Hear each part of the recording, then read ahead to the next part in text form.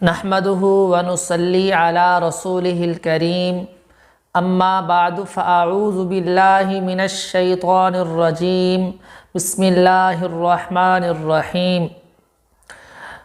رجب کی 25، 26، 27 کا وظیفہ آج آپ کی خدمت میں پیش کرنا ہے۔ اگر آپ کی اولاد میں سے بچہ یا بچی بھٹک چکے ہیں، اپنے راستے سے ہٹ چکے ہیں، آپ کے نافرمان ہو چکے ہیں، سرکش ہو چکے ہیں، تو ان کے لیے یہ وظیفہ ہے۔ آپ نے یہ وظیفہ کرنا ہے، انشاءاللہ العزیز آپ کو بہت زیادہ فیض حاصل ہوگا۔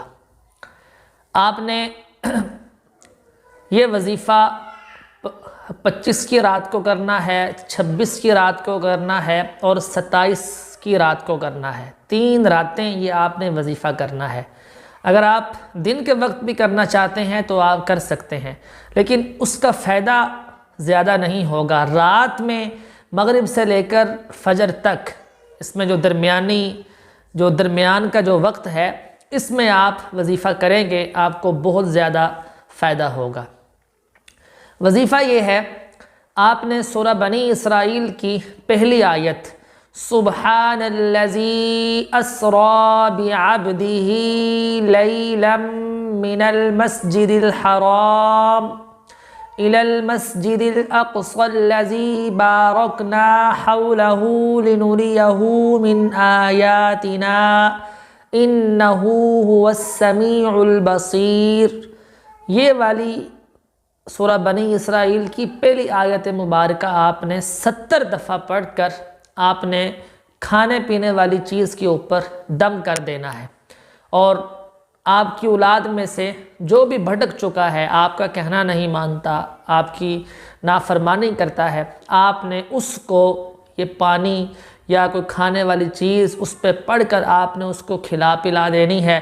انشاءاللہ آپ دیکھیں گے کہ آپ کا بچہ یا آپ کی بچی انشاءاللہ راہ راست پر آ جائے گی اور آپ کی فرما برداری کرنی شروع کر دے گی، آپ کا ادب و احترام کرنا شروع کر دیں گے۔